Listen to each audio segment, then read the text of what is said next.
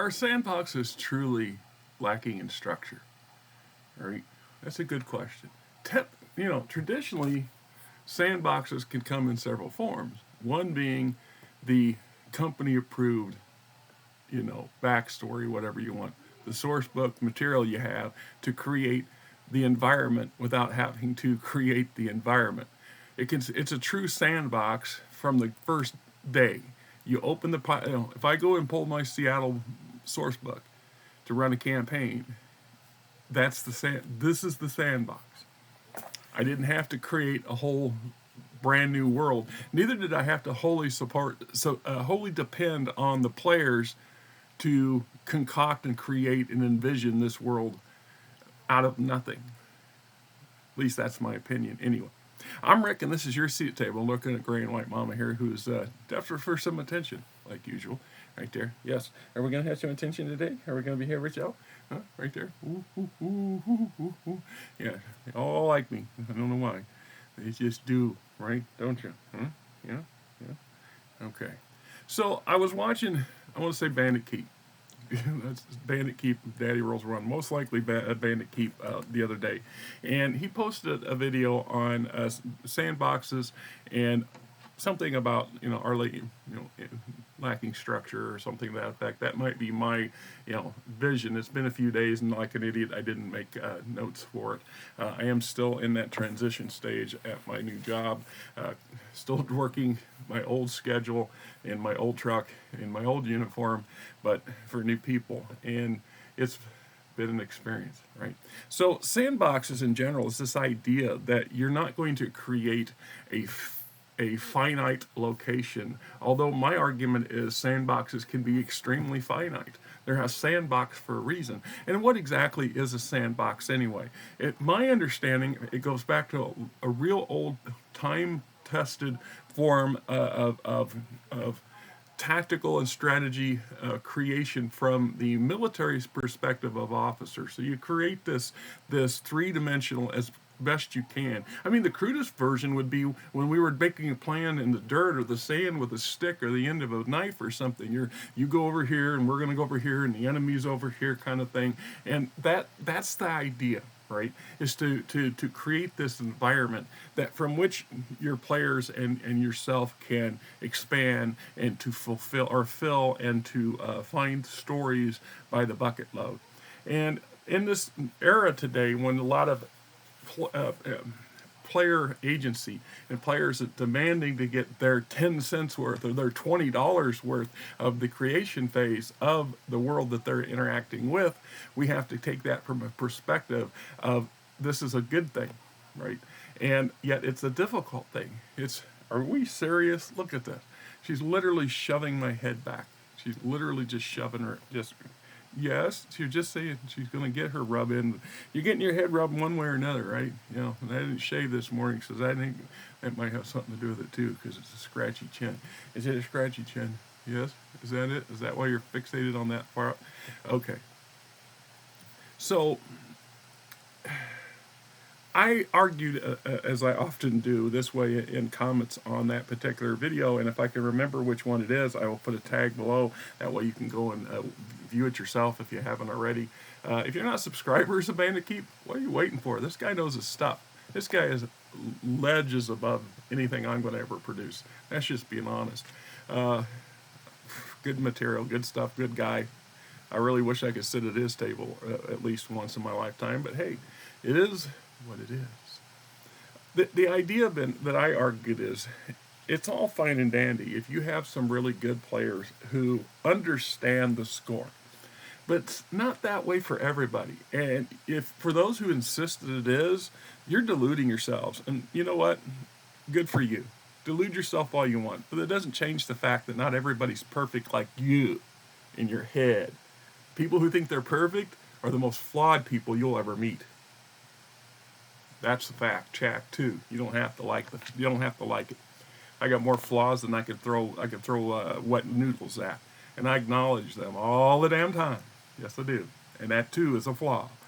Especially depending on who you are. Anyhow, I have sat down at tables with people who were absolutely convinced they were going to make a fool of themselves playing one of these games because it's not something he-men do, then real men don't do this sort of thing. Tell me you don't know people like that. Tell me you don't know women like that. Men, women, all have this attitude towards the hobby in general as it being something childish or something foolish or something silly or something they just will not willingly accept in their brain. But yet there's some sort of curiosity there that they want to figure this out, or they want to at least experience it, or they're so utterly bored. I had that I literally had that advantage over a lot of you guys because I sat in places where you couldn't walk out the door if you didn't, you didn't have a choice. You were there, and that's the way it was going to be.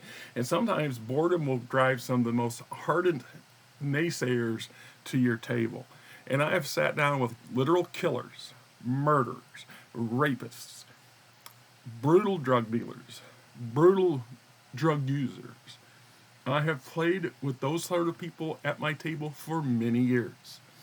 And I've had some really big, tough He-Man types that would go out and throw 300-400 pound weight sets around all day long without batting an eye, and all bricked up and stacked out, and yet sit down there and acted just like any other the rest of us after they got into it for a little bit. And I've had some that were not going to ever get over what they were, their internal issues with it, and they walked away from the table. Such is the table.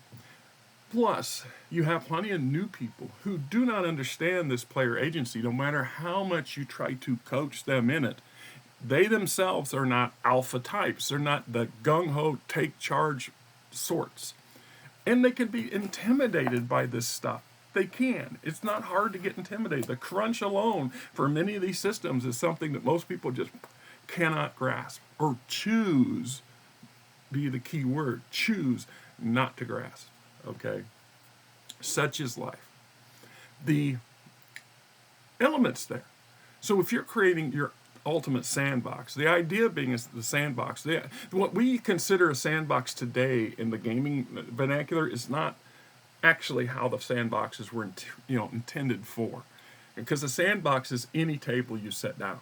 You sit down and you've created, whether it's on paper or in your brain, that you're going to share a version of stories of the environment that they're going to interact in, the NPCs, the monsters, all of this stuff. If you've set up a campaign or a session or a one-off, that's your sandbox. How the sandbox is interpreted and how you utilize the rules for player agency as versus the sandbox gets a little more complicated, right? So, do sandboxes have structure? By definition, yes. They have to have some basic structure. If you pick up the pre-made stuff like this one here, the basic structure is the pre-made setting. We understand that we're going to play a Shadowrun setting based in Seattle. That's your sandbox. The framework is established. Within that, it has plenty of structure. We have ideas for encounters. We have ideas for factions. We have factions. We have the structures themselves, the literal map and layout of the sandbox. What we don't have is the interaction and the story and the motivations for the players and for everybody the players are running against or running with. That becomes part and parcel of the non-sandbox component of a sandbox, or creating structure. And here I have a bunch of pop-ups I don't ask for, didn't want, just drive me nuts. The one that's, you need to re-up your McAfee. Well, F McAfee, I'm not putting it on this computer. This computer only sits in my damn R room, and it never go online with it, except to access this video stuff. And the other one wants to add or update drivers, and it's not a program, once again, as I say, that belongs to this one. It's some third-party thing, and I ain't signing up for crap. I don't give a crap, damn, how many freaking times it pops up, and how many times they tell it not to do that. They're supposed to not do that when you tell them not to do it. But such is the sandbox that we live in today, right? That we have so little actual personal control over. That's part of the parcel thing with the sandbox too. So yeah, there's got to be structure. A sandbox in and of itself has got a frame. That's structure. We're agreeing to have it in a specific genre. That's structure. We're going to agree to have a certain style. That's structure. Am I wrong? Now, when we look at the structures, and they vary so much, sometimes you need to provide even more depth and structure to the structure based on your players and their interactions, which is the first full circle thing of what I was talking about. So when you have a group of people who want to engage but don't know how, it takes time to learn that, you have to provide them with more incentives, more leads, more keys, more partially open windows, and then encourage them when they act independently of what you're putting down, or they start to take over the running of the show, as long as they're not trying to do it for some megalomaniac reason. Once again, I have set some pretty harsh tables, and I have some players who that's their mindset, and that's how they got. That's one of the reasons they were there too, is because they like to manipulate people and control things, and they're not doing it because they want to, literally enhance the fun of everybody. They're doing it just so they can be in control of it. And you have to, at some point, you have to decide, okay, look, man, I'm the game master here. I'm the one that's responsible for all this other stuff, and you want to do that? There you go. Except those environments don't do that, because those things are hard. These things are very hard to get. I've seen people get bloody over a few of these things in the past. It happens. Yes, sir. It happens. So I think that the sandbox concept is a lot misrepresented sometimes, although it's been repurposed to suit the current philosophy and vernacular that we use in the current modern circles for gaming. At least the ones that I've been bouncing around in are kind of clinging on at the edges, so I can listen into what's going on. People better than me, smarter than me, and more capable than me. You'll never learn, if you don't pay attention, kind of stuff. That kind of goes hand in hand with it.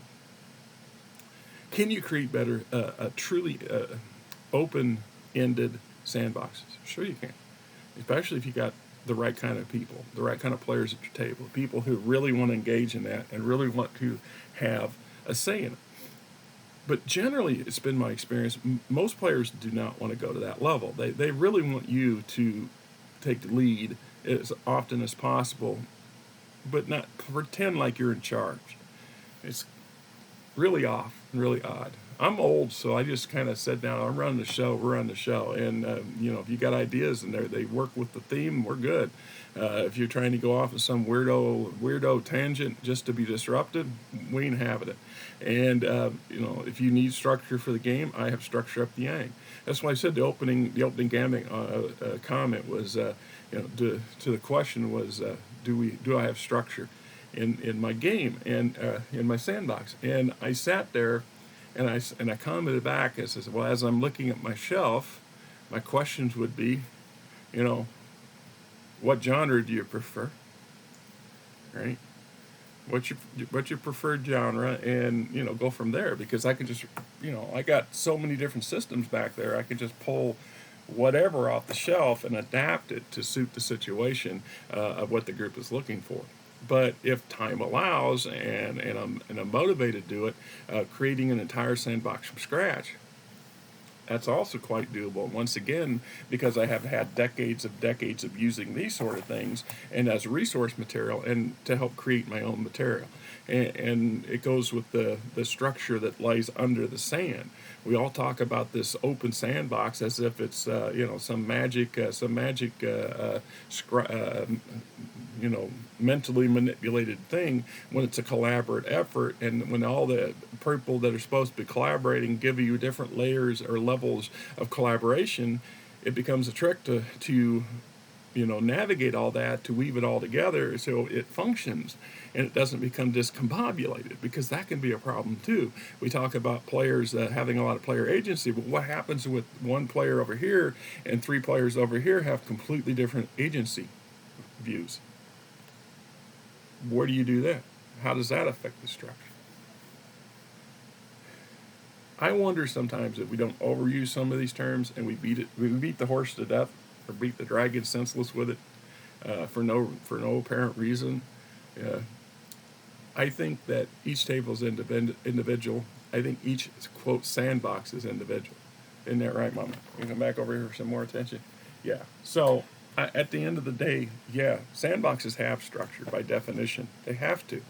The level of structure depends on the table and the people involved at the table, and the willingness of the people at the table to participate in populating and creating and crafting something special and unique for the group out of that sand. Anyhow, it's like Sunday, middle of March. It's been weird weather-wise. 2 days ago, it was 80 degrees outside, and it was a beautiful day. And then it's been cold. We got some serious windstorms that came through on Friday afternoon.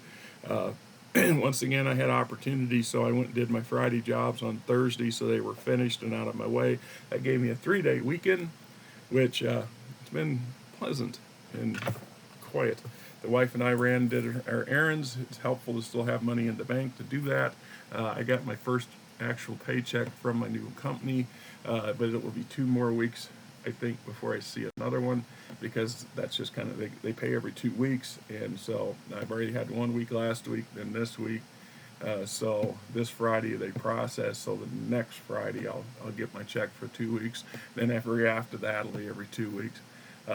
Still waiting on my state tax refund to show up. That should come in sometime, probably first part of next month.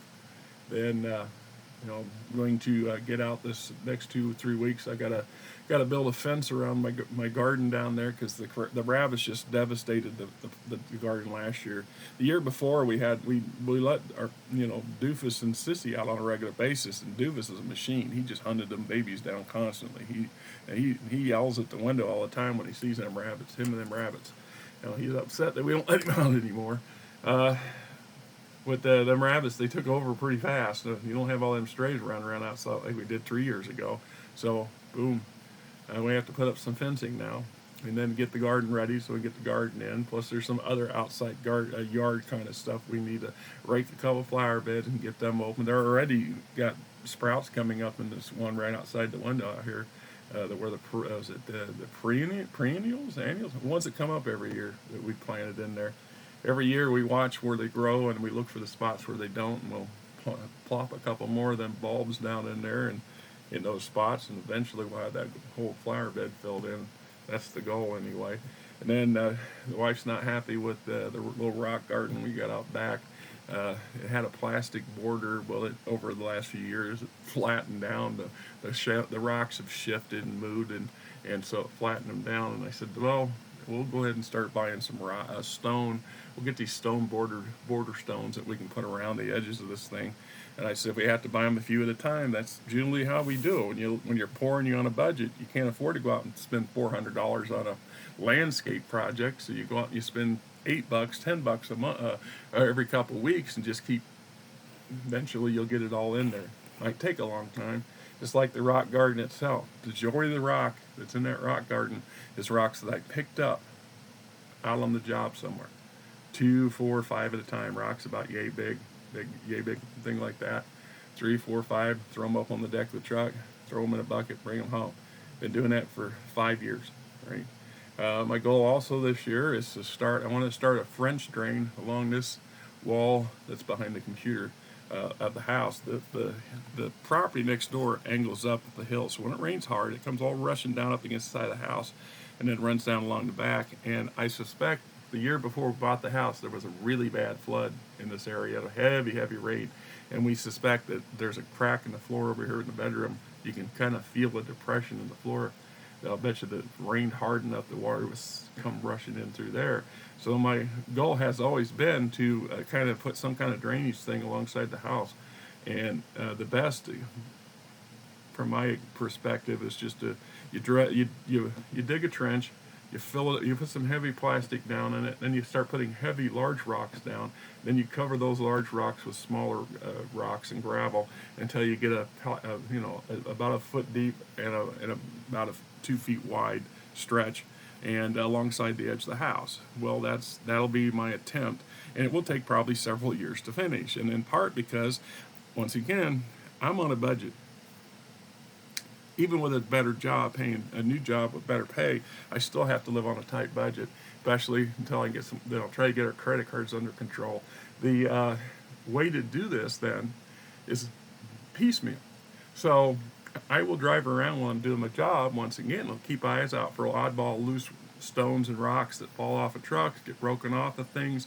You see them on the sides of the road all the time. Stop, grab them, throw them up on the truck, swing by the house, toss them in a pile, and then I carry. The old truck I used to carry a couple buckets because sometimes you go out at night and you'll find construction sites where they're working. They got piles of gravel stuck out on the side of the road, and maybe they haven't, they've left some of it out there because they finished doing whatever it was they doing. Now there's this odd couple foot tall pile out there, 2 foot long, couple feet long. You can fill a few buckets up, and A, nobody knows it's gone. B, nobody's going to care, because you're not. It's on the public thoroughfare on the edge of the road. It's open to anybody. That's just the way the world works. And that's how I made a French drain on the other side of the garage. It took 2 years to do, and it's because I tried everything, but the water rushing off the back corner of that house when it overflows the tiny little gutters we have, it just carved a path down through there. And I tried putting a plastic thing, and I tried to put some tile down that I had laying around back there. It didn't work. So what it did work was I researched what to do, and this French drain system sort of thing came up. Just a rock. It's a rock drain. Right, that's the idea. Is the rocks create a porous space that allow the water to flow, and you can direct it somewhat. So that's what the plastic and stuff below it helps, is to funnel it back towards the back, so it goes out in the backyard and not up under the foundation of the slab. What you want? What you want? You want to play? You just want to kick. So you want to kick? Yeah, right there, right there. Yeah, right there. But I don't want to get you excited, because you get excited, you pee yourself. She's got a bladder. She's either got a bladder issue or just a weak bladder, because she gets excited or stressed. The next thing you know, she's peeing all over everything. There's a little bit of a urine smell in here. Yes, we just want to play. You just want to play? Well, you're going to tear up my hand doing that. Yes, right there. Ooh, Mommy don't play with you like that, does she? No, she's done. Yeah, right there. Well, yeah. You're the one rolled down there. I didn't roll you down. And then she gets over on her back and she can't get back up, and that'll cause her to pee too. Pee right over my damn keyboard. So I'm not keen on that, right? What?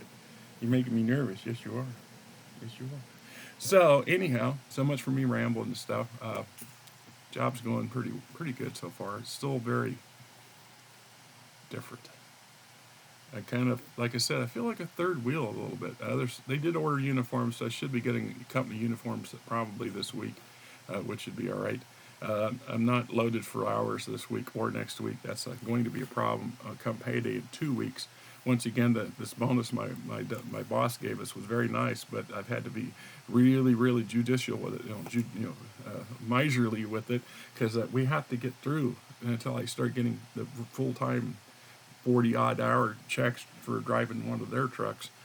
And of course, I have to get used to their system and their truck. I haven't had a chance to have anybody sit there and go, well, this is how you turn this on, this is how this works. If it's different from what I'm used to, I need to know how I'm doing.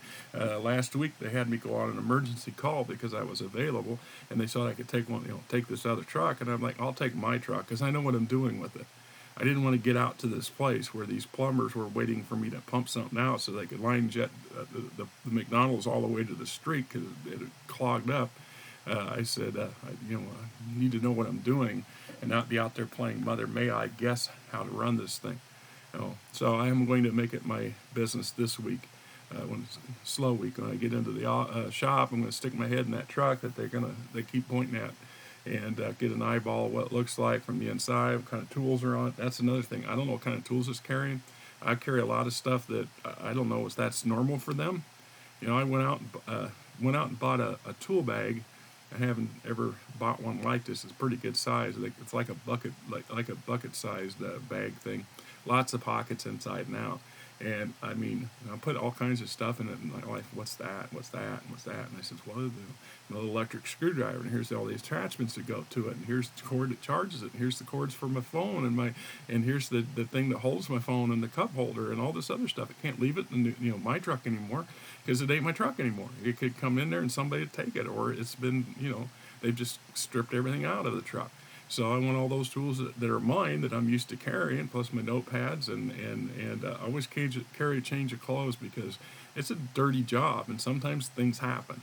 And so I've learned to carry a spare change of clothes, and used to just leave them in a sack in the truck. And I can't do that now. I got to have it in the bag.